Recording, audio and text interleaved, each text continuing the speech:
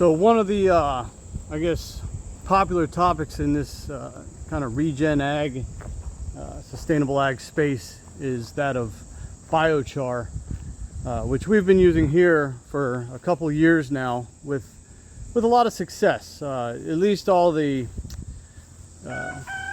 reported effects seem to be true. You know, we haven't had enough years for it to truly incorporate into the soil and prove itself out, but we make it ourselves. We have a scrap source of cherry wood, mostly cherry wood, from a cabinetry shop not far from here.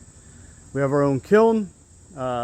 We fire it. It's called a T-Lud kiln, so top lit updraft, I believe is what that stands for. Either way, it works really well. It's kind of a retort. And then after that, we have this large material that needs to be crushed down to be useful, because you want to maximize surface area. So I'll demonstrate my leaf shredder method. Terrible. I don't recommend it. And then we're going to try running it over and crushing it with my truck, and I think that'll be way better. And then we're going to put it in our compost, put it in our Johnson Sioux style bioreactors, feed it to our pigs, our chickens, our turkeys, leave some out for the cows. I don't really think they'll mess with it, but I'll give them the option. I'll put it in their minerals, and they will spread it through their manure all over the property. It has incredible water absorption, incredible nutrient absorption, and once it passes through an animal, it's certainly inoculated for any purpose I would have. So that's how I will inoculate it and fill it with nutrient prior to it going into my garden, into my raised beds, my tree plantings, things like that. So yeah, let's get to it. So we've tried some other ways. We've tried a leaf blower, or a leaf sucker, I guess, and shredder like this. You can see that's all gooped up with charcoal dust. If I shake it here, you know, my hand comes away black. This is an incredibly messy and ineffective way to reduce biochar to a usable form. I thought it was going to be perfect, and it was far from it. So we are going to try the put it into a feed bag and run it over with my truck on a sheet of plywood method. I expect that's going to be far superior. So let's give it a shot. So as I make charcoal in my kiln, I save it in barrels like this. You can see this is some pretty good material down here. Has a very nice ring to it. You know, easily breaks in your hand. It's very clean. It's mostly cherry. I got some more over here. Hello, Thina. So we have some more in this barrel. Got lots. We got lots to do what we need to do. And we're going to spread this around in the pig area. Put it in our chicken feed and our chicken bedding. And I think it'll do a lot better job in a much finer state than big chunks like this. It works as big chunks, but I'm kind of wasting it by using it as such. So let's get started. These are the style feed bags I'm going to use. So it's just kind of like a plastic woven mesh, but I'll fill it about, I don't know, 4/5 of the way, bend the top over, and I think I'll use 2 bags and put one on top, like put one bag inside another bag so that it doesn't spill out, and then we'll run it over a couple times and see what we get.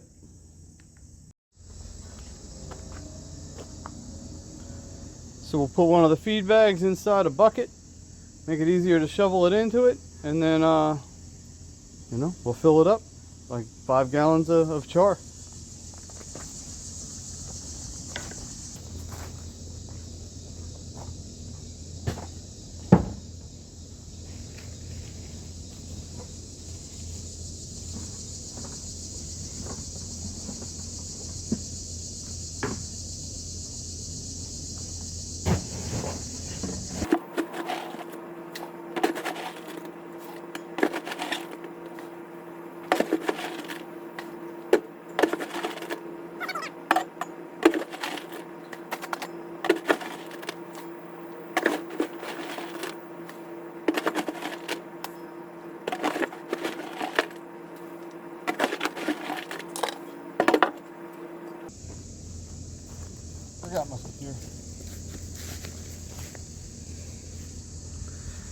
One of our barn cats, Musketeer.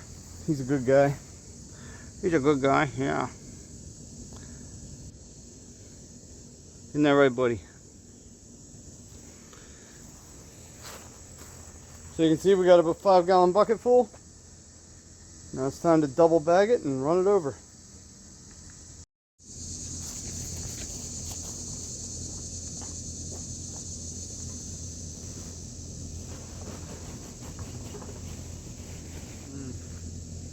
So earlier I said 3/4 or 4/5 of a bag. You can see that's only about half a bag. But that's alright, we'll just make multiple trips. I'm going to fold it over, and then we're just going to shove it all into another bag. Make like a sleeve. Thanks, buddy.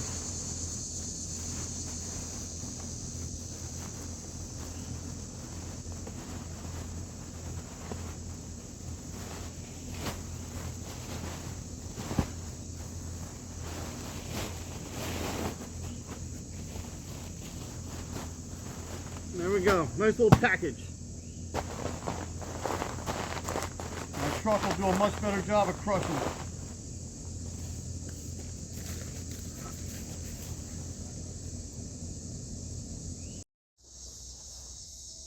So here's the plan. We have the truck and the charcoal in the bag on plywood. And we're just going to run it over a bunch of times, back and forth. Maybe 5 times each direction, and we'll see what kind of product we get.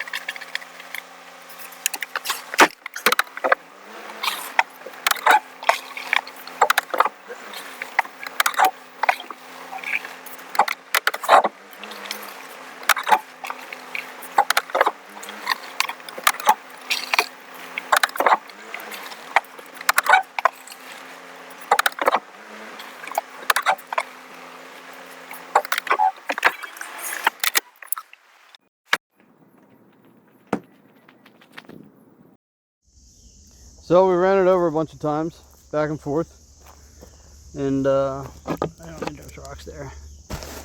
I don't know, still feels pretty coarse. Maybe I had too much in the bag.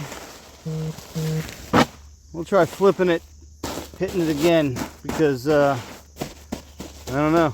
I don't think we did a good enough job. So let's do it again.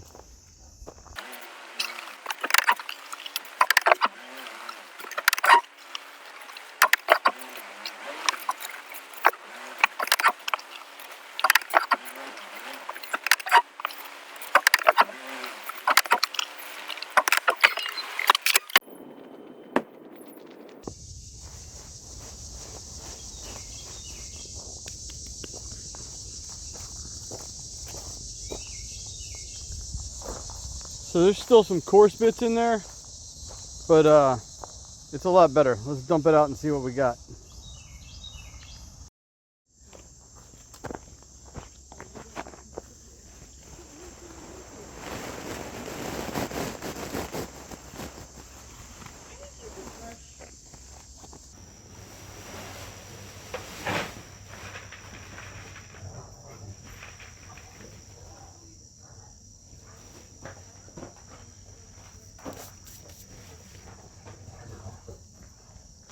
Even with all that dust, it's still nothing compared to my leaf blower. So you can see there's still some coarse stuff in there, but much, much finer. I'll mix this in with pig food, chicken bedding, and then it'll be dispersed through the property in manure. Thanks, Tank. You good, buddy? Drinking the cat water? We wonder why we can't have cat water around here. Because I have a camel. But anyway, the run it over with the truck method is way better. There's still some big chunks in there, and that's okay. But the vast majority of it has been crushed into pretty fine material, and that'll work very nicely all over the property. So this is the way we go forward. So I think we had a good result. You know, it's I got maybe 5-gallon bucket reduced to 2 gallons of biochar, but that's still a lot. That'll last me, that's enough for 1 ton of pig feed. I'll make some more. It only took, what, 5 minutes? And then I will add it to my chicken feed, add it to my turkey feed, and, you know, anywhere else. I use it in the bedding, in the coop. Basically, you need to put it in a nutrient-rich source, which is either the gut of an animal or wherever they're going to the bathroom a lot, like their coop, so that it's inoculated. Otherwise, if you just put it right into your garden or your tree plantings, it's going to absorb nutrient and not be prepared to give it back. Whereas if you put it inoculated into these places, now it serves as a battery that the plants and kind of micro fauna can draw off of. So yeah, if you're not making biochar, it's easy, so I would recommend doing it, and I would use it everywhere possible. Have a great day.